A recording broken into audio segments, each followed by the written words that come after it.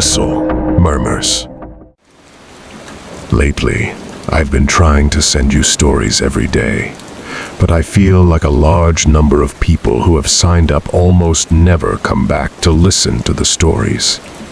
I don't know where that is. Make you unhappy. I hope to receive comments and suggestions from you. And if you find the video good, please give me a like to give me more motivation. For those who have not yet subscribed, don't forget to click the subscribe button and press notification bell to wait for the next story. Now let's get into the story. Story 1. I lived on a farm ranch with my grandparents. My parents kicked me out, and I couldn't afford to rent an apartment, so they let me stay with them for a fraction of the cost.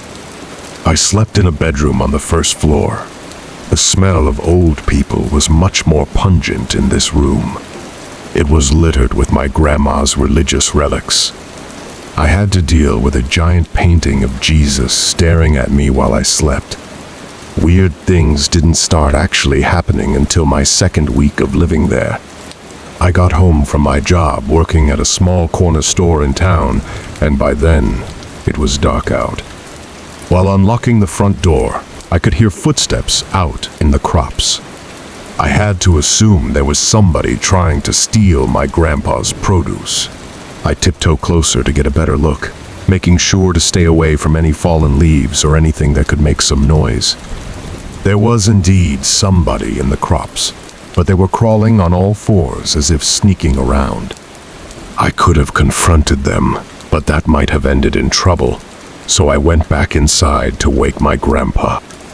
He went outside screaming like a madman with his rifle in hand. It was something along the lines of, "If I ever catch you here on my farm, I won't hesitate to blow your brains out." That seemed like more than enough to scare anyone off the property. But the next night, while asleep, things got stranger. I woke up and heard laughing outside my window. There was somebody standing there looking into the bedroom. He seemed to notice me as I sat up and he walked away. I told my grandpa again. This time he was really pissed. He stomped to his closet, pulled out his rifle, and stomped over to the front door with me right behind him. This time, when he opened the door, something immediately grabbed a hold of his leg, causing him to trip. I jumped onto the hostel, taking him down easily as he was already in a crouched position. My grandpa managed to get up, grabbing his gun and pointing it at the guy. I called the sheriff, while Grandpa had the guy at gunpoint. I suddenly heard his scream while on the phone. It was my grandpa. I dropped the phone almost with tears in my eyes, fearing the worst had happened. I got to the stoop, and Grandpa was on the ground with his hand on his nose. He was bleeding. Someone else had come along, shoved him to the ground, and punched him in the nose before taking off. I wish I'd gone after those sickos with a gun. Who punches an elderly man in the face? In the end, the sheriff arrived for nothing, and my grandpa installed a camera system aimed towards the crops.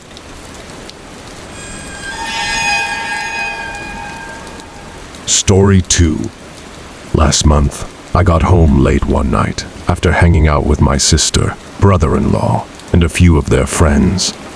I walked up to the stoop and saw my mom left a note on the door, telling me to take out the garbage cans to the front. I made a point of being really quiet, since mostly everyone was asleep by that time. When I got to the side of our house by the garbage cans, I could hear voices coming from our backyard. I took a peek over the top of the fence. There were 2 people standing by our patio table. I was freaked out. You could understand why. I had to run inside to tell my mom. My dad doesn't live with us. Otherwise, I would have gotten him. We only made it out her bedroom door when we noticed the 2 people from the backyard coming up the steps. I shoved my mom to the window, basically forcing her to jump out onto the tiny ledge below. I somehow got her to do so, and while hopping out myself, the 2 intruders entered the room. I only caught the briefest glimpse of them before hopping down to the ledge myself, and then down to the grass. Me and my mom booked it to the neighbor's house. 2 weeks later, when we had just started to move past the incident, the sound of the phone ringing at 3 a.m. woke me. It kept ringing non-stop. It didn't go to voicemail. My mom got up after, like the 10th ring. We looked at each other and let it be. The phone rang for another good 10 minutes straight, until my mom finally yanked the phone cord out of the modem. We slept with it off that night. I was sure it had something to do with the break-in. Two weird things like that don't happen so close together without them being linked somehow. The next day, my mom got a text message on her phone. It said, "Why didn't you pick up?" This was only a week ago, and we're still shitting ourselves, worrying when the next incident might happen.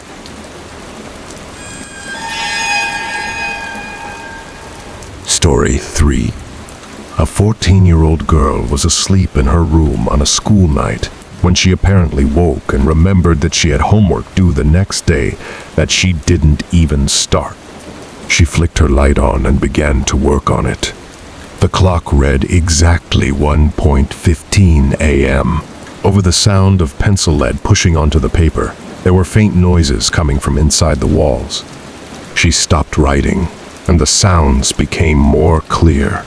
It was as if something was being pushed from inside the walls. There was a storage space right next to her bed, with a big square door that comes off the wall to enter. The girl started screaming for her mom, and the noises suddenly became exaggerated, as if something were running in there. The door to the wall popped off, and a figure emerged. The girl's mother and father could hear the screams even through 3 closed doors. When the girl's father came to the room, he found a tall and overweight white man covering the girl's mouth with his hand. The fight was over in a matter of seconds, with a few good punches to the man's gut. 2 pairs of the girl's underwear were found in the man's pocket before he was arrested.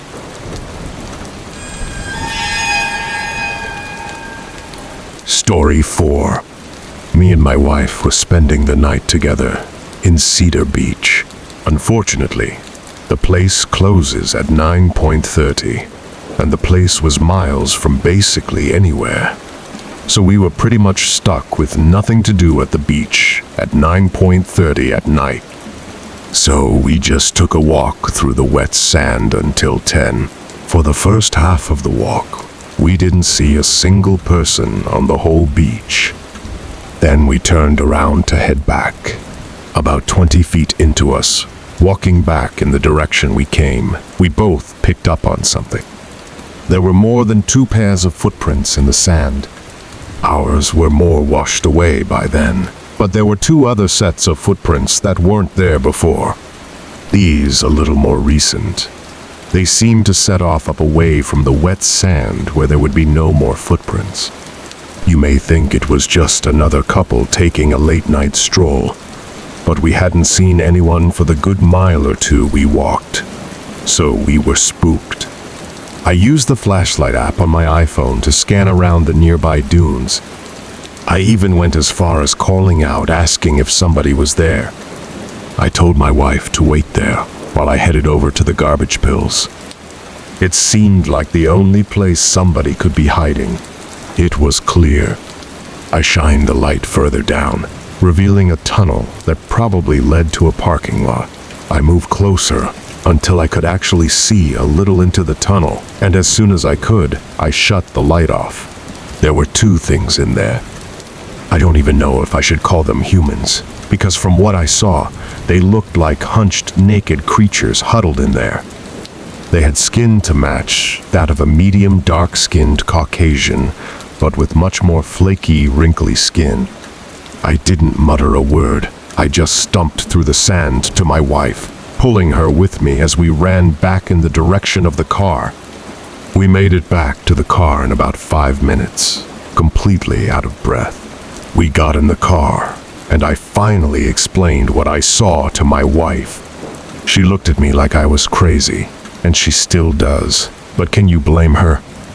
I'm sure you're not even taking this seriously. I reported my sighting to the proper authorities the following day and have been coming back to the beach at night once a week to try and find the creatures once more.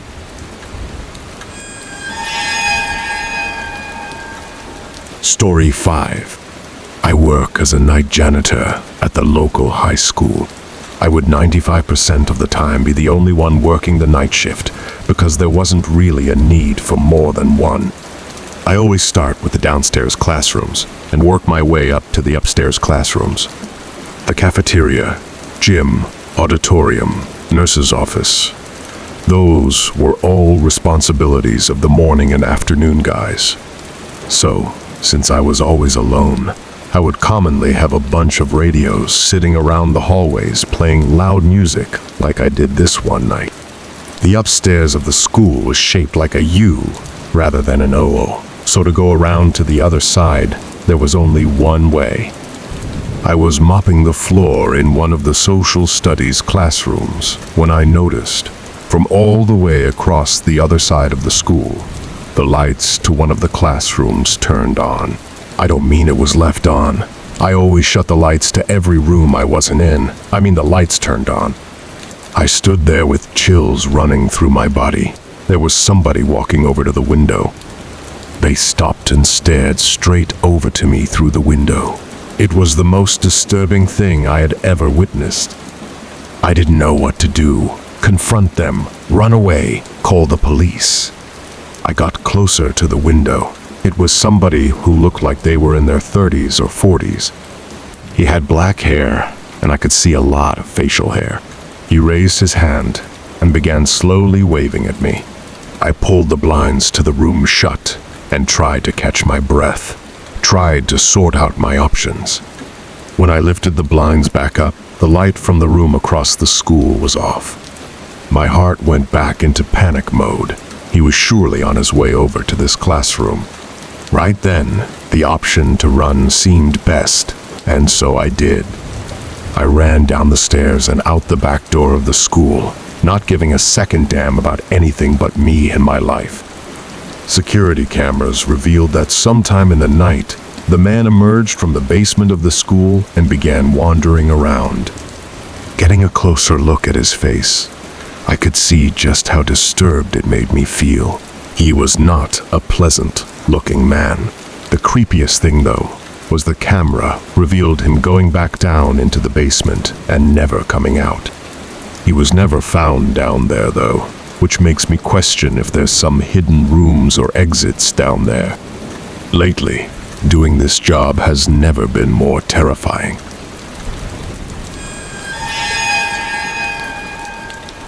Story 6.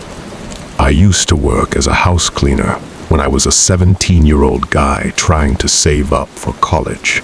The person I worked for, the longest, was a man named Jeffrey. I only spoke with him once, when I met him, and a few times in between, when he came home early from his job. That was it. I couldn't tell you if he seemed normal or not.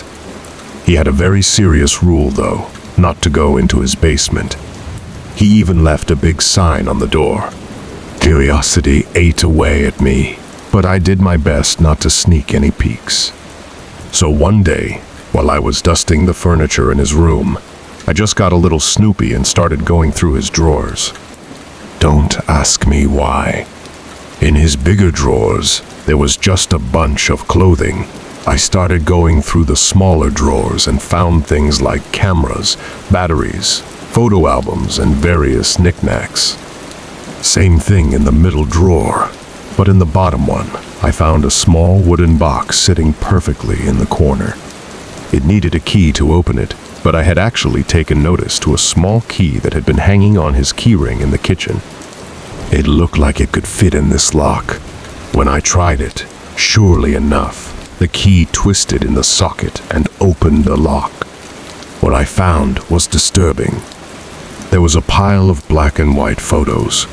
The first ones were just pictures of the house.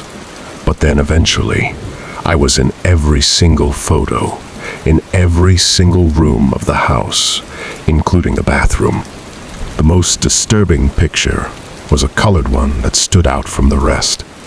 It was taken from outside one of the windows aimed to me when I was in the kitchen. I put the pictures back in the box, except for a select few to use as possible evidence for something that I feared might happen. I locked it back up and put it in the drawer. I left everything else in the bedroom as is. I was about to leave the house and never return when I passed the basement door. Now that I wasn't coming back, I figured I should check out the basement so that the curiosity wouldn't forever eat away at me. I stepped inside and flicked the lights on. The air down there smelled really bad, like rotting animals. There were weird posters on the walls, a lot of erotic ones. I was shocked to even see some with boys and girls that looked under 18. There were 2 doors leading to either rooms or closets. I didn't go into them, but the horrid smell was the worst by those 2 doors. I finally realized there was a buzzing sound whenever I moved. I noticed in the corner there was a ceiling camera pointing right at me, but after noticing it, it seemed to stop moving completely. That was my cue to get out of that house. I drove home to safety. Jeffrey tried calling me one time after this. I didn't pick up. He didn't leave a message. I'm glad I never gave him my address. Story 7. I was getting off from work at a stop and shop after doing the midnight shift when me and the only other guy working at the time went to our cars. A black pickup truck pulled up next to us. There was a man and woman inside. They looked like dirty hillbilly rednecks. The guy had a mustache and a beard, with a cap on and a cigarette hanging out of his mouth. The woman had dirty-looking hair. Then again, her whole face looked dirty. When they stopped in front of us, blocking our path, the guy sitting inside asked us if we have any spare change for gas. My coworker dug through his pockets and dropped 2 quarters in the man's hand. I handed him $1, in hopes that he would just drive off. The guy looked at the money in his hand, then looked back at us. "I'm going to need more than that," he said. We apologized and told him that that's all we had. "Bullshit," he said. I could see my coworker was getting just as nervous as I was. The woman in the passenger seat had a devilish-looking smile on her face. I walked around their car and speed-walked to my car, as did my coworker. I could see the man was spinning his pickup truck around. I turned the car on and immediately put it in drive and sped out of the parking lot. They seemed to be following me at first, but I eventually lost them. I pulled into a gas station and texted my coworker to make sure he was all right. He texted back saying he was fine. I wish it ended there, but a pair of headlights entered the gas station. It was the pickup truck. I got back in my car. He tried to block me by pulling up in front of me. The woman in the car pulled a gun and started to lower the window. I yanked it in reverse right out of the parking lot. My back window cracked as it was hit by a bullet. I somehow managed to lose them once more and make it home alive. I found 2 more bullet marks on my car. It's so scary to think how close I was to dying. And for what? Unfortunately, there are so many messed up people in this world.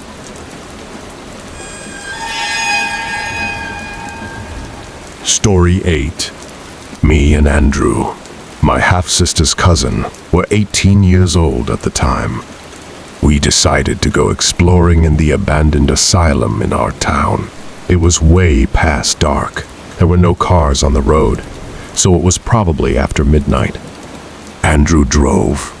We both brought our video cameras in hopes to catch some interesting footage. YouTube was only 2 or 3 years old at the time, and exploring abandoned places was a pretty big thing for YouTube videos back then, so we thought it would be cool. We had to crawl under a hole in the fence that someone else had cut. We both brought along flashlights, of course. We got in through one of the broken windows. There were a few planks on the floor by the window that had once been planked up against the window to prevent anyone from entering. We began our search, both flashlights on, along with Andrew's camera, which had night vision capabilities. There was nothing but broken glass and graffiti everywhere. There were a few cracks and holes in the wood floors that led to blackness below. We didn't dare shine our lights down there. We both shared a few laughs, but I was creeped out as hell in there, and I knew he was too. The place was huge. We ended up in a small room with a dental chair and other equipment. It was strangely unsettling. The most unsettling room upstairs, however, was the bathroom. When we were in there, we heard a constant dripping sound coming from one of the stalls. When we tried to open it, it was locked.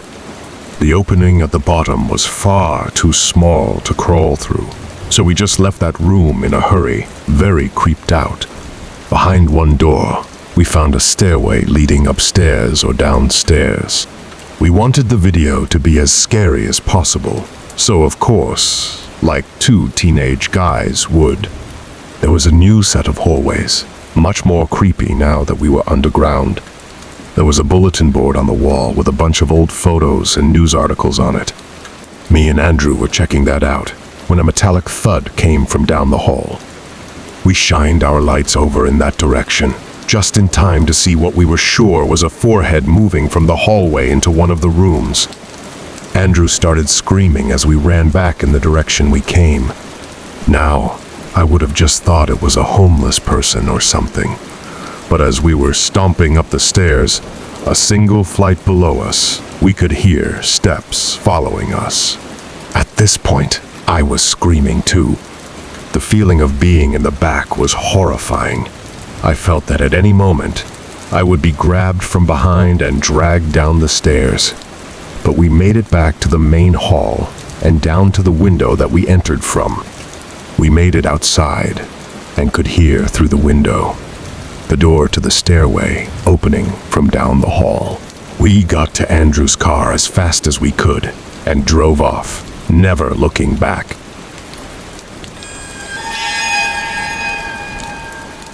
Story 9. We were a young couple that had just moved into a new house. We had a bedroom on the first floor. The house had an upstairs, a middle floor, and a den, no basement. At night, we started hearing strange noises coming from below us. I checked under the bed. Nothing was there. The sounds seemed to be coming from beneath the floor, but the house didn't have a basement, so it didn't make sense. We started to notice things were different in the morning, like certain doors were opened that we were sure had been shut the previous night. My wife's closet door always seemed to be open. We made sure to shut all the windows one night, just to make sure it wasn't some kind of drift. The doors were all open the next morning. We had decided that it had gone far enough. The next night, we both stayed up, listening and waiting. The noises coming from below were louder than ever. Sounds like things being pushed around, moaning. I headed down to the den and put my ear against the wall, listening for where the sound may be coming from. It was coming from inside the wall I was up against, but a little lower down, below the den. I went back to my wife. I told her we had to stay up for as long as possible and see what happens. We stayed up until around 2. My wife started to drift off, and I guess I had shortly after. I woke to my wife shaking me, silently crying to herself. She pointed at her closet, which had been open. There was some kind of hidden door propped open in her closet. It led down into the floor. I hopped out of bed and shined a light down there. It was a ladder leading far down to some hidden room. I had my wife lock the door and call the police while I took my machete with me down into the secret room. When I got to the bottom, I found a light switch. The room had a table and chair, a small cot in the corner, and a bunch of toys scattered across the room. A scream came from upstairs. It was my wife. Somebody was trying to break down the door. I climbed up the ladder the best I could while holding the machete. By the time I got up there, they had already kicked in part of the door. They stuck their head through a hole in the door and looked at me. It was a dirty-looking man. I saw craze in his red eyes. He must have seen my machete because he ran straight out the front door. I don't know what the room is for. Maybe some kind of old bomb shelter or something. But I don't know who the hell that man was, how the hell he got down there, and how long he's been down there.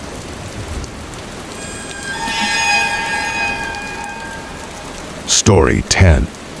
I was 27 years old, moving out to live with my girlfriend in an apartment.